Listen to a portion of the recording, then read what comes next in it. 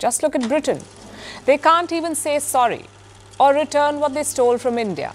75 years and counting, and all they could get themselves to do was express regret for colonial horrors. Well, they should watch this story, the British, and learn from Uganda. Then President Idi Amin maintained God had told him to transform Uganda into a black man's country. What followed was the controversial expulsion of about 40,000 Asians. It's tough to admit to one's mistakes. This country gave me the opportunity to do whatever I wanted. All I had to do was make the commitment and do the work. Though several thousand Asians have since returned home to Uganda, they are, however, often resented as they dominate businesses. Even more so for those in power, and especially when they deal with historical wrongs. The Ugandan president has made a rare admission. Listen to this. Uganda was moving very well in the 1960s. Then we had a man called Idi Amin. I don't know whether you heard of him. He was a soldier, a British soldier, poor, no education. He came and took over the government. We decided to fight him. But in a very short time, he expelled our Asians.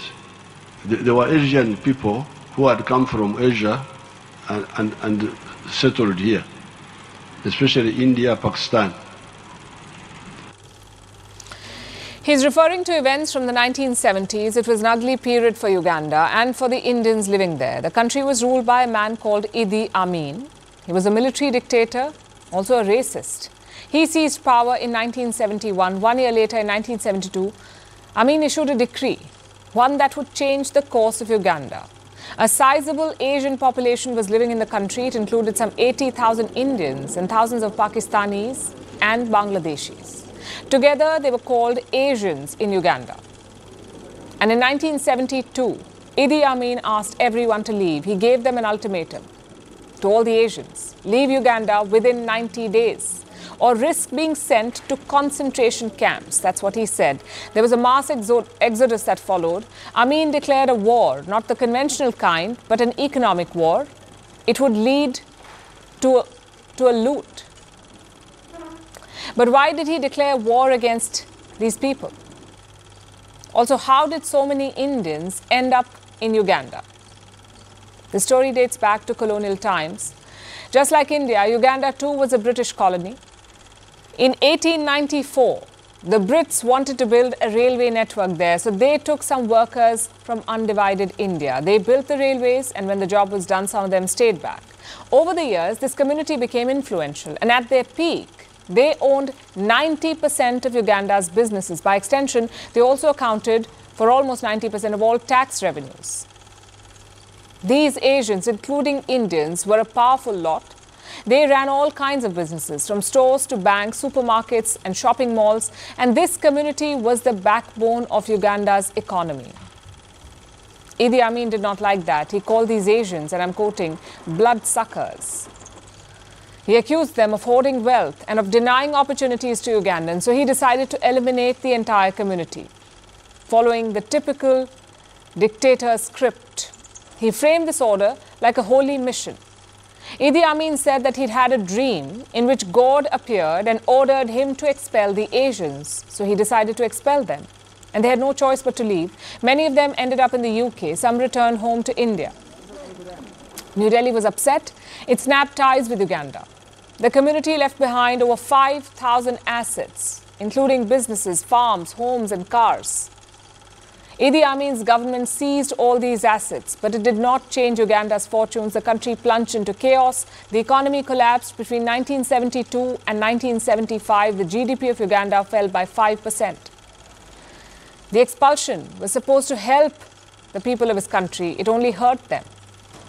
According to one claim, the locals were the biggest losers. Idi Amin's rule devastated Uganda. In the years that followed, he would earn the title of butcher. 300,000 people were killed during his regime. He was ultimately overthrown in 1979. That's when Yoweri Museveni replaced him. And he remains president to this day. He recognizes the role and contribution of Indians and regrets the lost opportunities.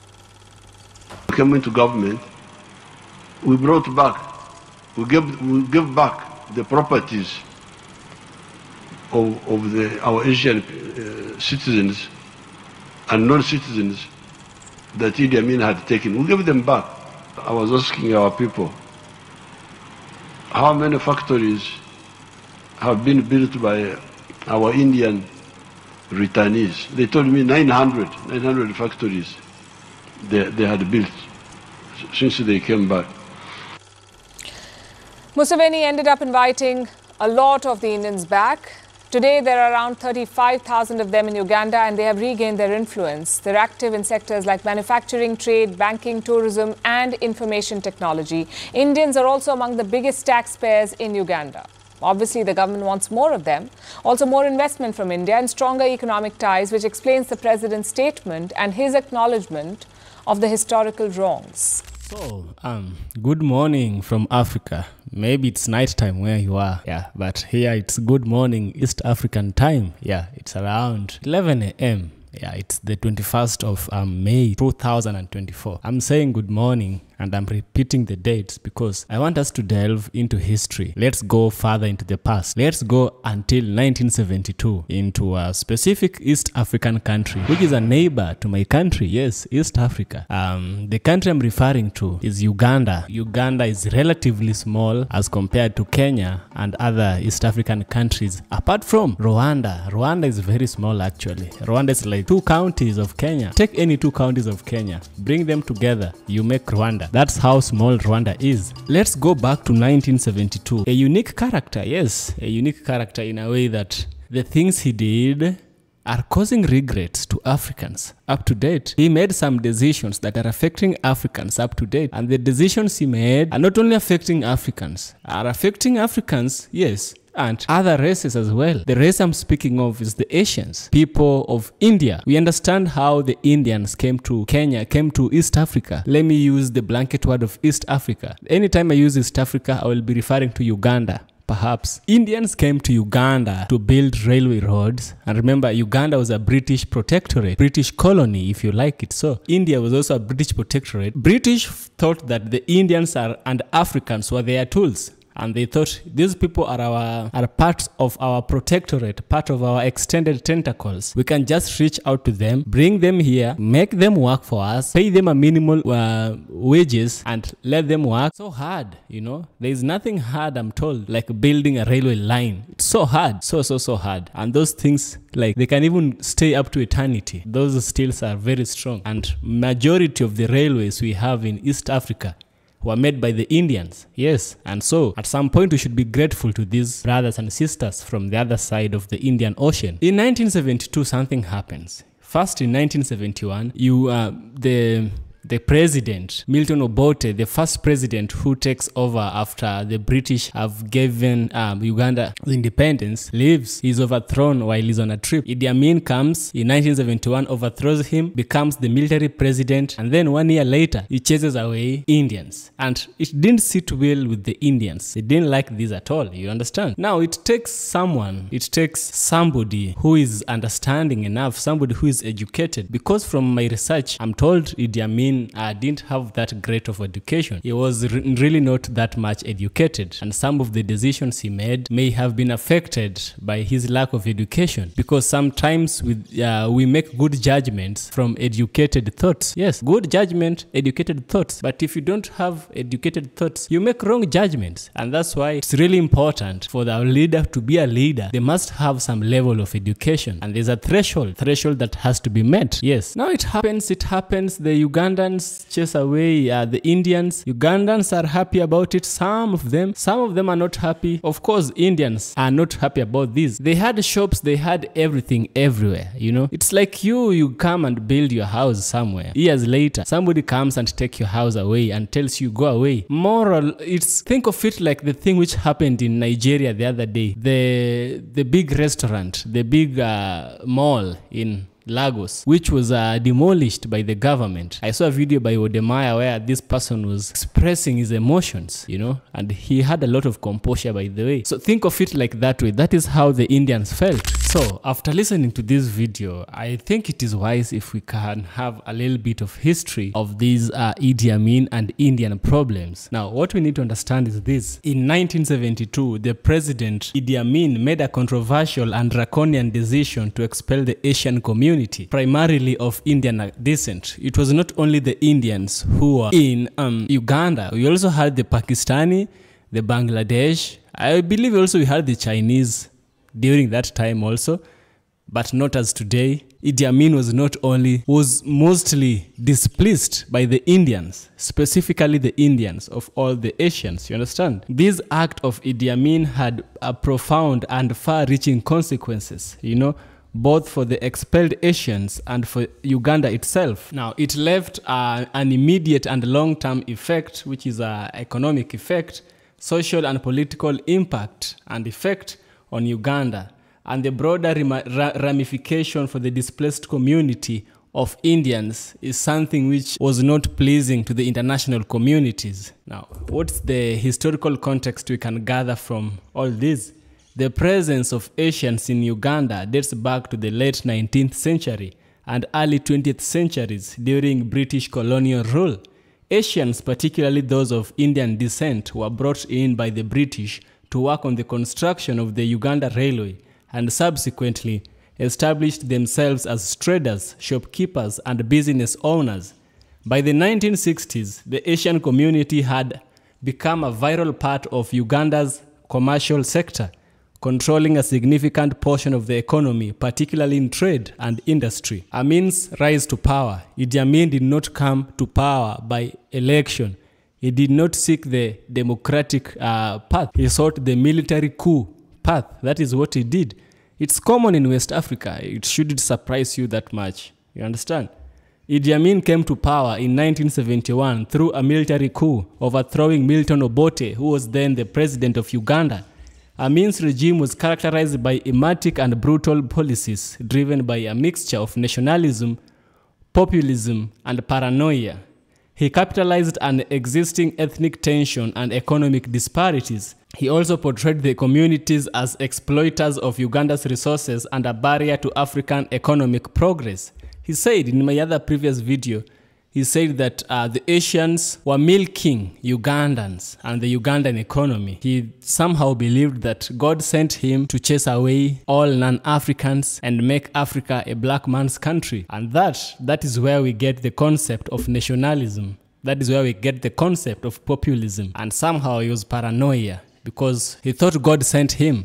We know characteristics of God. God is a good God. He created us all. He cannot force us to do what he did. He really didn't do everything in the right way. Yeah, in this instance, the end does not justify the means. No, the end does not justify the means. The means he took, we don't like it. In as much as we wanted Africa to be Africans, we don't agree with the means. Personally, I don't agree with the means.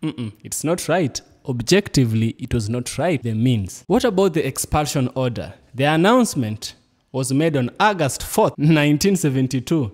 Amin announced the expulsion of the entire Asian community, giving them 90 days to leave the country of Uganda. The decree affected around 80,000 Asians who were forced to abandon their businesses, homes, and belongings. Execution and expulsion. The expulsion was executed with little regard for the human and economic costs. Asians were allowed to take only limited amount of personal belongings and cash, leaving behind substantial property and businesses that were seized by the state or appropriated by Amin's supporters. And I'm gonna tell you something. Amin was not only fighting Asians. He was not, anybody who was not Ugandan was not supposed to be there. I remember my grandfather's father, he used to live there, and they used to have shops just like the Indians. When Amin came to power, he started chasing away people. My grandfather was forced to leave his property, his land, his home, his shop in Uganda. They forced themselves back into Kenya. Only with their wives and suitcase, they left entire livelihood that took them years to build in Uganda. Personally, I was affected by this. I was affected by Idi Amin's decision. Now, when I'm creating this video, I'm creating it from a personal point of view. I'm creating it from a personal, emotional point. Yes, I have been affected, me, myself, and as some other people outside there. Yes, maybe I would have been living in Uganda right now. Maybe Evans from Kenya would not exist. Maybe it would be Evans from Uganda. Maybe, I'm not sure. Yes, Idi Amin's consequences affected also the Africans. This is something I have to tell you. It affected me. I don't have any reason to lie. If you like to believe, believe. If you don't like to believe, that's not my problem. Asians were allowed only to take limited amount of resources they had. You know, they left behind substantial property and businesses that were seized by the state or appropriated by Amin's supporters. There had to be an effect, there had to be consequences. And now what happens next is this: the collapse of the commercial sector in Uganda. And that is what happened. It collapsed. The immediate aftermath of the expulsion of the Indians was devastating for Uganda's economy. Asians had been the backbone for the commercial sector, and their abrupt departure led to the collapse of businesses, shortages of goods, and breakdown in trade networks. The Ugandan government lacked the expertise and experience to manage the confiscated businesses, leading the widespread mismanagement and economic decline. We also had to lose some skilled labor in Uganda as Africans, you understand? The expulsion of Indians also resulted in the loss of significant portion of Ugandans' skilled labor force. Asians had not only been business owners, but also professional in various fields, including medicine, law, and engineering. Their departure created a void that could only be filled, exacerbating the economies of Uganda, the country's economic problems. It just catalyzed the problems of Uganda's economy. At least we had Indians who were trying to boost the economy. But in the other video, I talked about the problems of Indians in Africa. I said these Indians, sometimes, some of them are racist to Africans. Yes.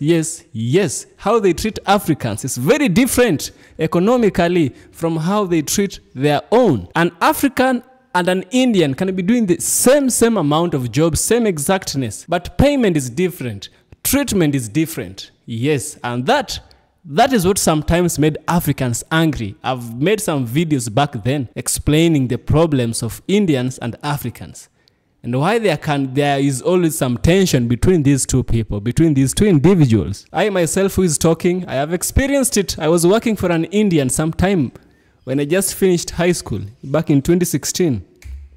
I was working for a big Indian company here in Kenya, very big, actually in East Africa. I was working for them. I was a little boy. I was working so hard. I was being given a lot of work to do. I had to go to work even on Sundays. You understand? I was working for Indians, and Indians were doing nothing. The supervisor would just shout. They would do nothing. They would give themselves higher salaries, but Africans would be given less salaries. And when Africans pull back and they look, no, they're saying, no, this is our land. Why are they treating us this way? How can we do the same exact job, same position and same everything, but you pay us less, you work us more? Africans are not happy about this. Yes, they are not happy. Take it from somebody like me who has experienced this. I have experienced this from Indians. There are really some of them who are not good to Africans. And this might be the problem. Yes. Truth has to be told by both sides. Yes, it has to be told by both sides. You understand? Now, the expulsion also resulted in the loss of significant portion of Ugandan's skilled labor force. Asians had not only been business owners, but also professionals in various fields, including medicine, law, and engineering. Their departure, as I said, created a void that could only be easily filled, exacerbating the country's economic problems. Now, what followed is there was an increased ethnic tension in Uganda. You understand? Amin's expulsion order exacerbated ethnic tensions with Uganda by targeting the Asian community. Amin sowed divisions among different ethnic groups, which had long-term repercussions for social cohesion in the country. The policy also emboldened certain groups to engage in looting and violence against the departing Asians, further destabilizing the economy, the society and the economy of Uganda. Of course, the international community was watching: the Red Cross, the UN, the USAID, the UKAID, the Australian aid, Turkish aid, all those aid were watching, you understand? Now, the expulsion drew international condemnation as they were watching, and it contributed to Uganda's isolation on the global stage. Countries such as India, the United Kingdom, and others criticized Amin's action, leading to strained diplomatic relations and a loss of international support. This isolation compounded Uganda's economic difficulties and limited its access to foreign aid and investments. In the long term, Uganda faced significant challenges in recovering from the economic fallout from the expulsion. The mismanagement of former Asian-owned businesses led to prolonged period of economic stagnation. It took decades for Uganda to build its economy and restore confidence among potential investors. The legacy of distrust and diaspora contributions.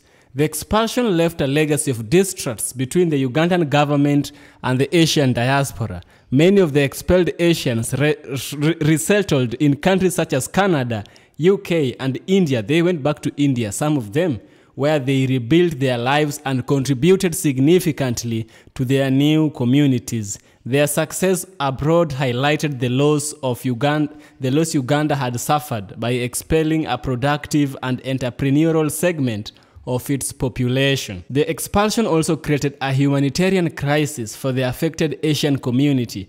Many of the expelled individuals and families faced significant hardship in finding new homes and reestablishing their lives in unfamiliar environments. The psychological trauma and financial losses endured by the expelled Asians had long-lasting effects. Diaspora and the identity. You know, when you are living, when you have different generations in different countries, maybe you are the third, you move, you go to another country, you again stay for another 3 or 4 generations, you move, you go to another one. There can be misplaced diaspora, there can be misplaced identity as you move from one country to another. And this is what I call diaspora misplaced identity. You understand? The expulsion also faced the identity and experience of the Ugandan Asian diaspora. It forged a sense of resilience and community among those who were displaced, but also left a deep sense of loss and dislocation. The diaspora maintained a cultural ties and connections to Uganda, even as they integrated into new societies. Now, to conclude, Idi Amin's expulsion of the Asian community from Uganda in 1972 was a catastrophic policy that had profound negative effects on both Uganda and the expelled Asians. For Uganda, it led to the economic decline, social fragmentation, and international isolation.